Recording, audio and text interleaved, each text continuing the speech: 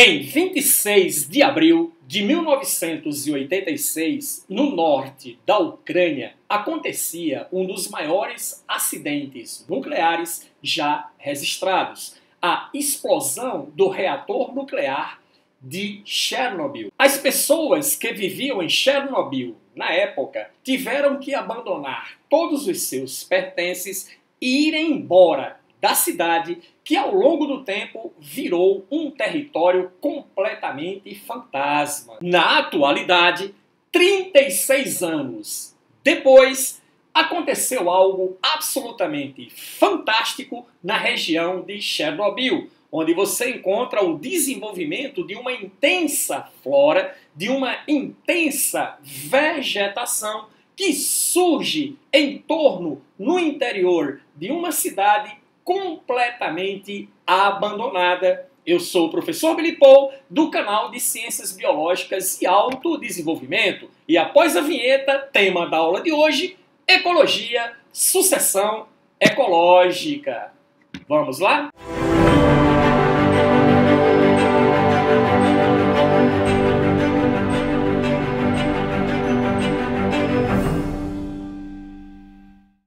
Olá você, tudo bem? Seja muito bem-vindo à nossa aula e hoje iremos conversar sobre um assunto extremamente importante da ecologia que corresponde à sucessão ecológica. Professor, o que temos de saber, o que é extremamente importante a respeito das sucessões? Primeira coisa é a sua definição. É a substituição gradual dos elementos de uma comunidade.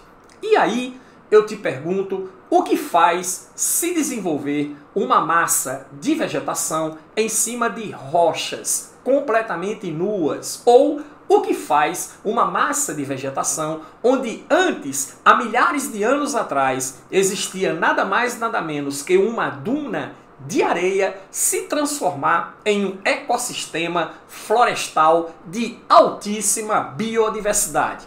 Como se explicar isso, professor? A explicação para isso é o estudo, a análise dos mecanismos de sucessão.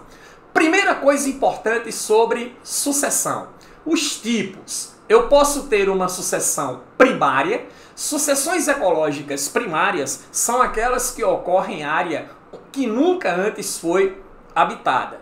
Vale salientar que no mundo de hoje não é tão comum, porque o mundo de hoje já é majoritariamente habitado. Então, geralmente, processos de sucessão ecológica não são primários, mas pode ocorrer? Claro que sim, claro que pode ocorrer. Por exemplo, em rochas nuas, em dunas de areia ou em lava vulcânica recente, como podemos ver nessas imagens aqui. Então, olha só, aqui nós temos um processo de sucessão ecológica. Você está vendo aqui num ambiente próximo a uma região de vulcão, onde você tem uma lava depositada, e aí surgindo aqui, olha só que coisa legal, surgindo aqui uma massa de vegetação. Então, nesse caso, caracteriza-se por uma sucessão primária. Tá? Sucessões primárias levam de 800 anos para atingirem a comunidade clímax. Uma sucessão secundária ocorre em uma área que foi antes habitada, como por exemplo uma floresta recém-derrubada, um campo desmatado, uma cultura abandonada. O indivíduo usou uma grande área territorial para a produção de monocultura de uma espécie específica de interesse econômico e depois ele abandonou a região, foi embora. Podemos ter aí todo um processo de sucessão, de reconstituição desse ambiente, levando-o, mais uma vez, em 300 ou 400 anos, a um processo de formação de uma nova comunidade clímax, o que caracteriza, então, um processo de sucessão secundária. Uma das coisas extremamente importantes para que entendamos perfeitamente o processo de sucessão é analisar seus estágios. E o primeiro estágio da sucessão ecológica é o estágio de ecese, característica fundamental de ecossistemas onde esteja ocorrendo um processo de sucessão primária. É o primeiro estágio da sucessão. As sucessões secundárias, elas já reiniciam a partir de um processo intermediário da sucessão, que é o estágio de série, que nós vamos conversar sobre ele daqui a pouco. Mas, começando o estágio da sucessão, o estágio de ecese, é caracterizado esse momento aqui pelo desenvolvimento de espécimes que são denominadas de espécimes pioneiras. Pioneiros por serem os primeiros a surgirem numa duna de areia, em cima de uma rocha nua, em qualquer ambiente nunca antes habitado. E os primeiros organismos que se desenvolvem aí são as cianobactérias. Cianobactérias que são organismos autossuficientes. Autossuficientes. Por quê? Por serem fotossintéticos, conseguem absorver, retirar o carbono do CO2 e incorporar em moléculas de açúcares, fonte primordial para o metabolismo energético nos seres vivos. E também conseguem fixar o nitrogênio no ciclo do nitrogênio. Assista a aula sobre ciclo do nitrogênio em nosso canal, está disponível especialmente para você. E lá tem a etapa de fixação, onde o N2 é retirado da atmosfera, 78% da atmosfera é nitrogênio molecular, mas ele não é utilizado pelos seres vivos da forma de gás nitrogênio. Ele é fixado, inicialmente convertido para a forma de amônia, e aí os seres vivos podem reutilizar. E as cianobactérias conseguem realizar essa etapa de fixação do nitrogênio. Ah, sei, você está perguntando, mas para que o nitrogênio? Nitrogênio é extremamente importante para a formação nos seres vivos dos compostos orgânicos nitrogenados, compostos orgânicos que dependem de nitrogênio. Quem são esses compostos orgânicos? Os aminoácidos, que possuem seus radicais amina, as proteínas que são constituídas de aminoácido e, claro, os ácidos nucleicos, DNA e RNA, que apresentam as bases nitrogenadas, adenina, timina, guanina, citosina, uracila. Então, esses compostos, para que os organismos vivos sejam capazes de sintetizar através dos seus mecanismos anabólicos, é necessário disponibilidade de nitrogênio. Entendido? Certo ou não? E aí, primeiros estágios da sucessão, esses organismos que são independentes, que são extremamente autossuficientes, conseguem captar carbono, conseguem captar nitrogênio através dos seus processos metabólicos. E tem um outro detalhe importante. As cianobactérias podem também se reunir a fungos, formando consequentemente os líquens, que também são considerados seres pioneiros nos processos de sucessão ecológica. E o que mais interessante é o seguinte: a associação entre algas e fungos ocorre especificamente pela incapacidade de, nesses ambientes inóspitos para a vida, os indivíduos sobreviverem de modo independente, sobreviverem de modo individual. Então, a única forma é estabelecer uma relação de mutualismo, onde há a troca de interesses entre os indivíduos envolvidos.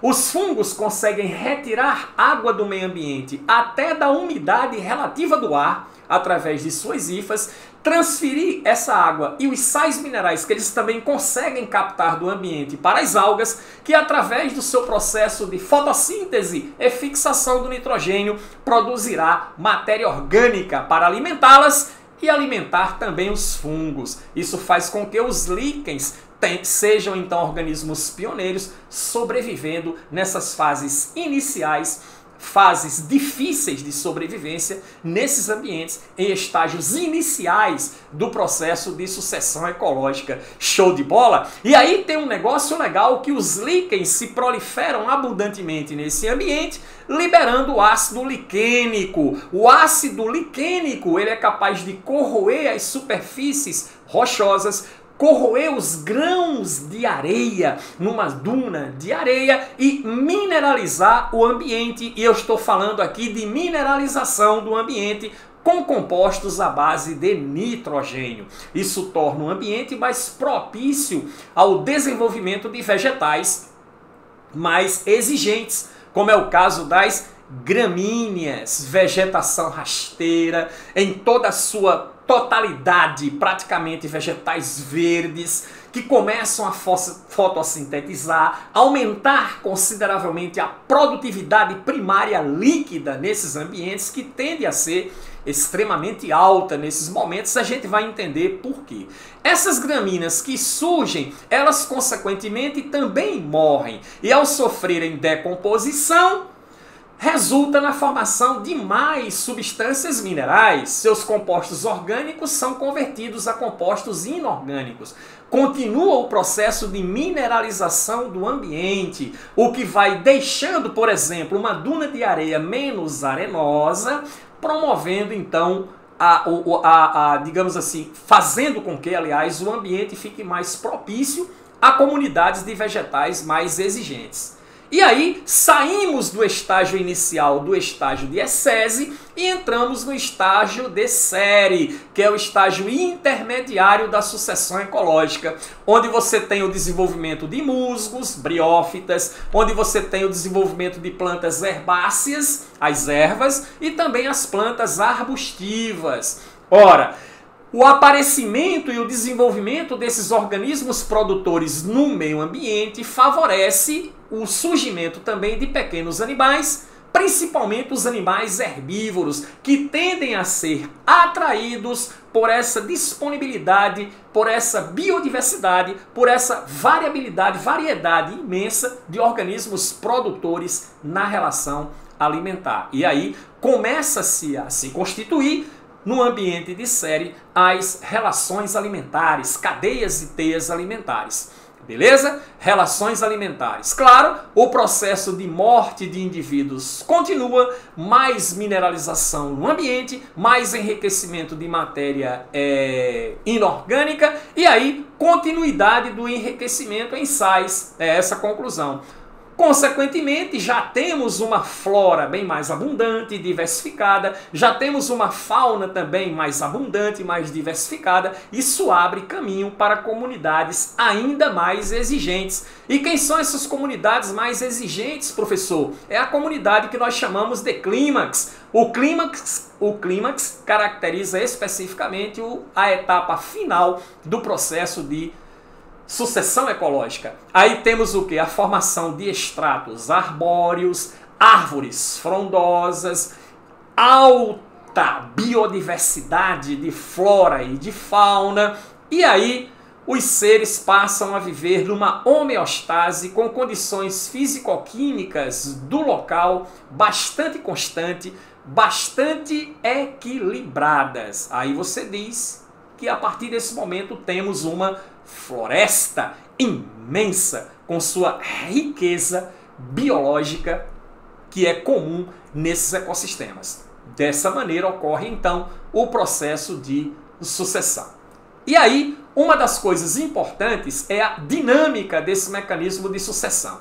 No início da sucessão, vamos analisar a produtividade primária bruta, resultante da fotossíntese desses organismos produtores. Perceba que no estágio inicial da sucessão de ecese, nós temos uma predominância muito grande de organismos autótrofos. Você sabe que organismos autótrofos representam a base da cadeia alimentar. Então o processo começa com o desenvolvimento desses produtores. Ora, esses produtores de pequeno porte, líquens, gramíneas, tá certo ou não? Realizam muita fotossíntese, mas o processo de respiração, quando a gente fala em respiração, está falando em consumo. Quando a gente fala em fotossíntese, está falando em produção.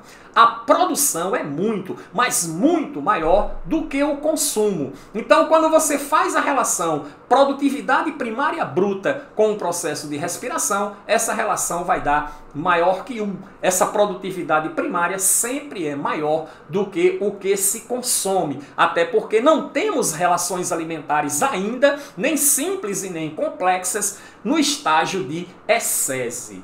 Belezinha? Show de bola? E aí, olha só, a produtividade primária líquida, né, que é o tudo que se reserva após a respiração. Cerca de 90% de toda a matéria que foi produzida pela fotossíntese, ela é consumida na produção de energia. Cerca de 10% disso é guardado, tá certo? Guardado nos tecidos vegetais ou em forma de frutos, quando você trata de angiospermas, beleza? Então, um pequeno percentual. Mas, mesmo assim, essa produtividade líquida é uma produtividade alta, até porque eu estou tendo produção e não estou tendo consumo. E mesmo esses produtores consomem muito pouco, porque quase que 90% de toda a sua massa é uma massa fotossintética, é parte verde, e parte verde tem clorofila, sintetiza, tá certo ou não? Molécula orgânica, são organismos consequentemente produtores, beleza? Mas a biomassa, ela é o que? Baixa ainda, exatamente. A quantidade de biomassa é pequena nesse meio ambiente. Por quê? Até porque os organismos vivos que estão aí no processo de sucessão são organismos pequenos, eles não armazenam tanta biomassa assim. Então a produtividade líquida no início da sucessão ela é alta e a biomassa ela é baixa, tá certo? E aí, olha só que coisa interessante. Ocorre o início da formação das teias alimentares simples e aumento consideravelmente da biodiversidade. Ao longo da sucessão, a biodiversidade vai aumentando.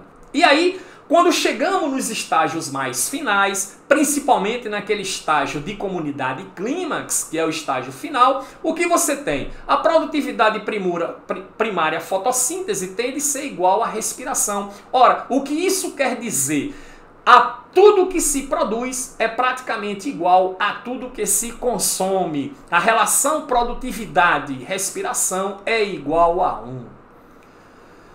Professor, agora veio uma dúvida. Eu sei qual é a sua dúvida. Quer dizer que uma floresta amazônica, apesar de toda a sua extensão, da sua grande riqueza, né, em teias alimentares, em relações alimentares, tudo que é produzido por essa floresta é consumido por ela mesma, professor? Não sobra praticamente nada para... Exatamente. Ela consome tudo aquilo que produz. A relação produtividade e respiração é igual a 1. Mas a PPL diminui, a produtividade primária líquida diminui. Por quê? Num ecossistema climático, num ecossistema de série, essa produtividade vai diminuir porque antes eu não tinha consumo, porque eu tinha somente uma rede de produtores. Mas a partir da série começam o quê? Desenvolvimento de relações alimentares mais simples. E aqui em clímax eu tenho teias alimentares extremamente complexas. Então o nível de consumo da matéria orgânica que é efetivamente produzida apenas pelos produtores, ela tende a aumentar consideravelmente. A produtividade no início, essa produtividade aqui líquida, ela é alta, mas ela tende a diminuir até se igualar no estágio final da sucessão. E aí eu passo a ter o quê? O aumento da biomassa. A biomassa tende a aumentar. Inclusive a biomassa vegetal também aumenta muito.